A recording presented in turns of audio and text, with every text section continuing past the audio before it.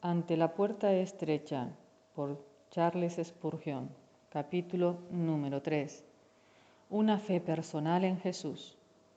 Existe entre los hombres una lamentable tendencia a dejar a Cristo mismo fuera del Evangelio. Es como si dejaran fuera la harina al hacer pan.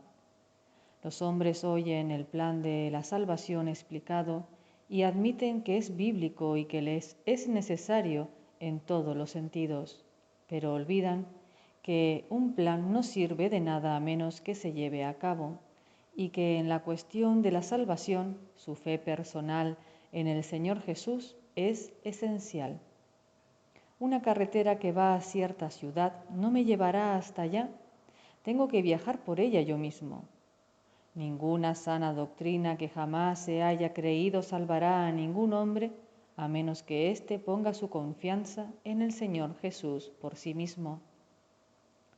El señor MacDonald les preguntó a los habitantes de la isla de Santa Kilda cómo se puede ser salvo.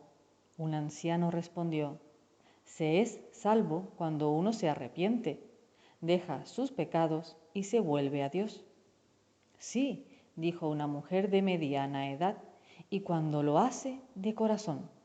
Sí, añadió un tercero, y con oración, y agregó una cuarta persona, oración que debe ser sincera.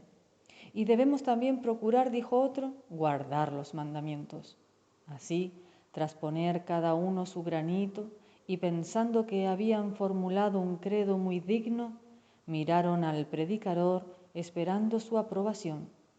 En vez de eso, lo que produjeron fue un más profunda lástima. El predicador tuvo que empezar desde el principio y predicarles a Cristo. La mente carnal siempre está tramando un plan en el que uno mismo pueda obrar y de ese modo destacar. Pero el plan del Señor es todo lo contrario. El Señor Jesús lo expresa muy concisamente en Marcos 16:16. El que creyere y fuere bautizado será salvo. Creer y ser bautizado no son cosas de mérito en las que gloriarse. Son tan simples que la jactancia queda excluida y la pura gracia recibe el honor. Este plan de salvación fue el que se escogió para que se viera claramente que esta es solamente por gracia. Tal vez tú, lector, no seas salvo. ¿Por qué motivo? ¿Crees que el plan de la salvación expuesto en el versículo que hemos citado es dudoso? ¿Temes que no serías salvo si lo obedecieras? ¿Cómo iba a ser así, habiendo dado Dios su palabra acerca de su certeza? ¿Cómo puede fallar nada de lo que Dios ha prescrito y sobre lo cual ha hecho una promesa? ¿Crees que es demasiado fácil? ¿Por qué, pues, no le prestas atención? Su sencillez deja sin excusa a quienes no le hacen caso. Si habrías hecho algo grande, no cometas la insensatez de ignorar lo pequeño. Creer es confiar o apoyarse en Cristo Jesús. En otras palabras, abandonar la confianza en uno mismo y confiar en el Señor Jesús. Bautizarse es someterse al decreto que nuestro Señor cumplió en el Jordán, al que se sometieron los que se convirtieron el día de Pentecostés, al que obedeció el carcelero la misma noche de su conversión.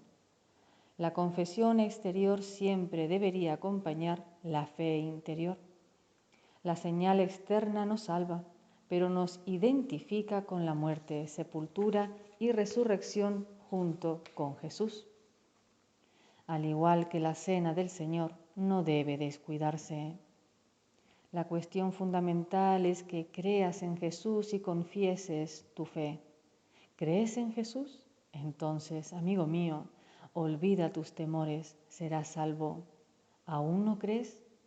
En ese caso recuerda, solo hay una puerta, y si no entras por ella perecerás en tus pecados. La puerta está ahí, pero a menos que entres por ella, ¿de qué te servirá? Es necesario que obedezca la orden del Evangelio. Nada podrá salvarte si no escuchas la voz de Jesús y cumples su mandato en hecho y en verdad. Pensar y hacer resoluciones nos satisfará la necesidad. Debes enfrentarte a la realidad, pues solo creyendo de hecho vivirás verdaderamente para con Dios. Un amigo mío deseaba vívidamente ser el medio para la conversión de cierto muchacho. Alguien le dijo: puedes acercarte y hablarle, pero no le harás avanzar ni un paso, pues conoce perfectamente el plan de salvación.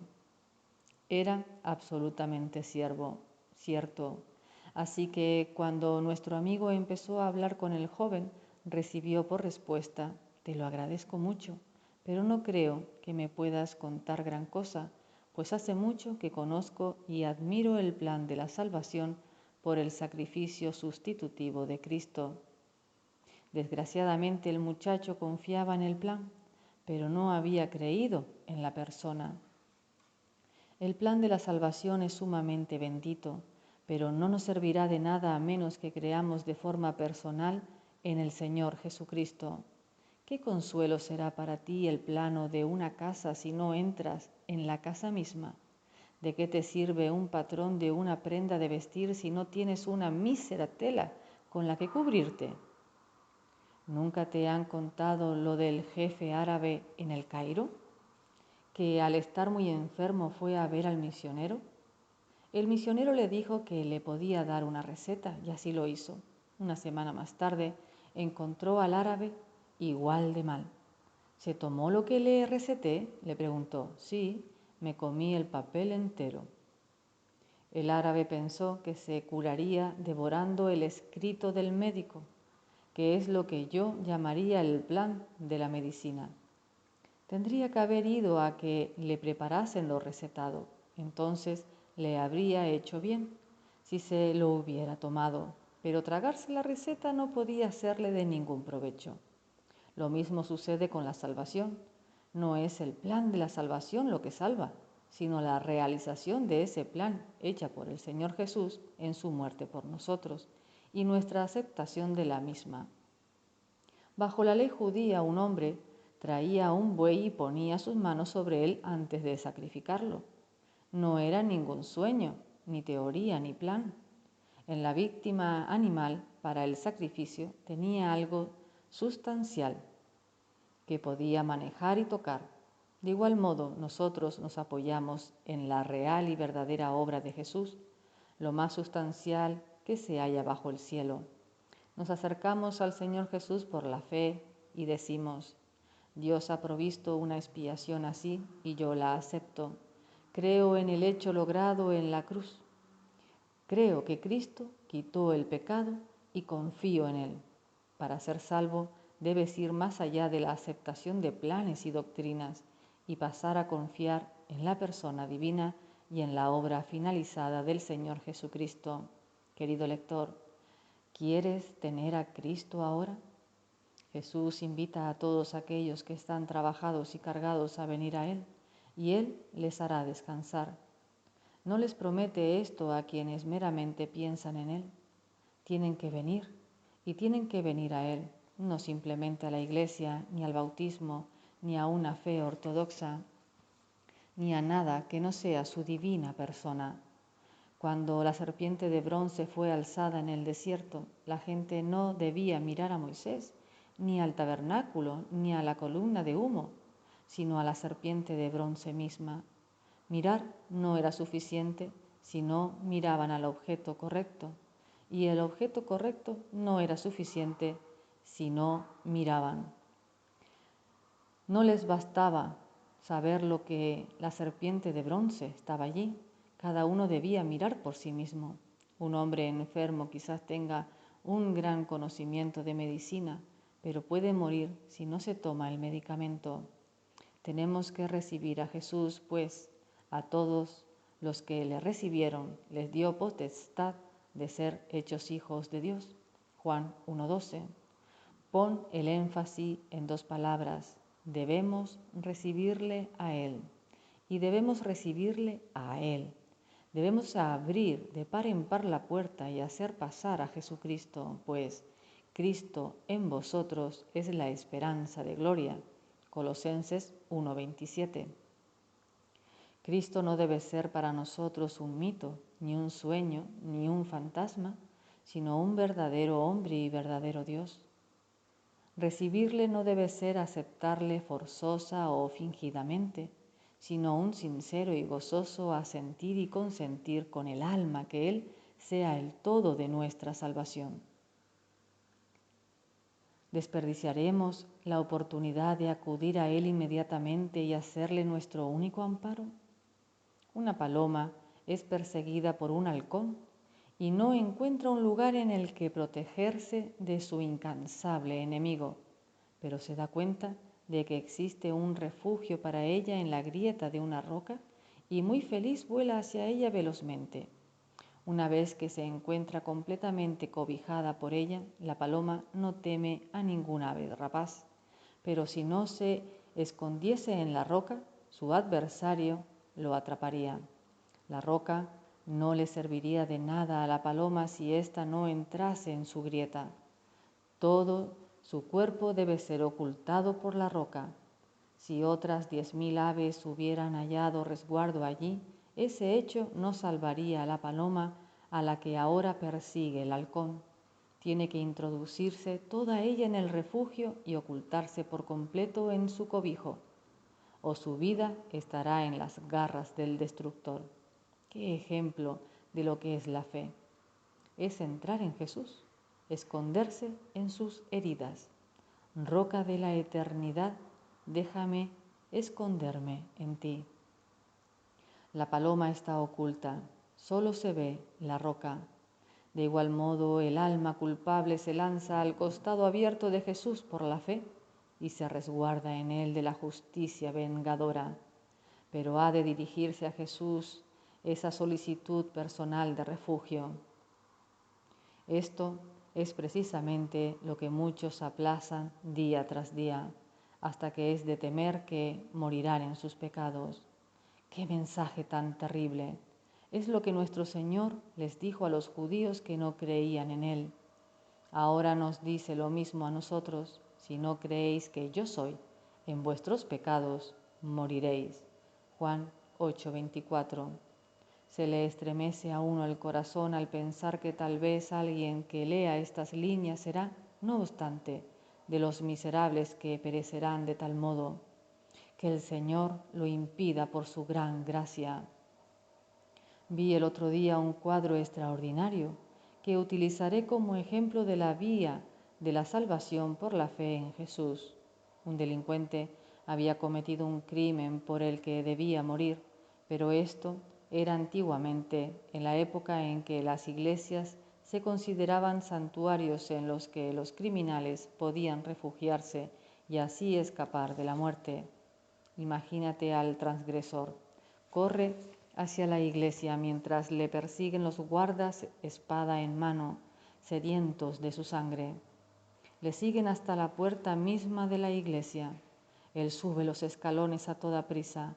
Justo cuando están a punto de alcanzarle y cortarlo en pedazos en la puerta de la iglesia, sale el obispo con la cruz en alto, grita: ¡atrás, atrás! No manchen de sangre el recinto de la casa de Dios. Retrocedan. Los feroces soldados inmediatamente respetan el emblema y se marchan, mientras el pobre fugitivo se esconde tras la túnica del obispo. Igual sucede con Cristo. El pecador culpable corre directo hacia Jesús. Aunque la justicia le persigue, Cristo alza sus manos ensangrentadas y le grita a la justicia: ¡atrás! Yo amparo a este pecador. En el lugar secreto de mi tabernáculo yo le doy refugio. No permitiré que perezca, por cuanto en mí ha puesto su confianza. Pecador, corre hacia Cristo. Pero quizá respondas: soy demasiado vil. Cuanto más vil seas, más le honrarás al creer que Él puede proteger aún a alguien como tú. Pero es que soy un gran pecador. Entonces, tanto más honor para Él si tienes fe para confiar en Él a pesar de ser un gran pecador. Si tienes una indisposición leve y le dices a tu médico: doctor, confío plenamente en su habilidad para curarme, no habrá en tu declaración mucho de halagador. Cualquiera puede curar una pequeña dolencia o una enfermedad sin importancia, pero si estando muy enfermo de diversos males y complicaciones de estos que te atormentan gravemente, le dices: doctor, no espero encontrar un médico mejor que usted. El suyo será el único consejo que seguiré. Me confío a usted de buena gana. ¿Qué honor le habrás hecho confiando tu vida en sus manos en una situación de extrema e inmediata gravedad? Haz lo mismo con Cristo. Pon tu alma en sus manos. Hazlo deliberadamente y sin duda alguna. Atrévete a abandonar todas las demás esperanzas. Juégatelo todo en Jesús. Digo juégatelo, aunque en realidad no tiene nada de arriesgado, pues Él es abundantemente poderoso para salvar. Entrégate sencillamente a Jesús. No tengas en tu alma nada más que fe en Jesús. Cree en Él, confía en Él, y nunca te avergonzarás de haber tenido esa confianza. El que creyere en Él no será avergonzado. Primera de Pedro 2:6.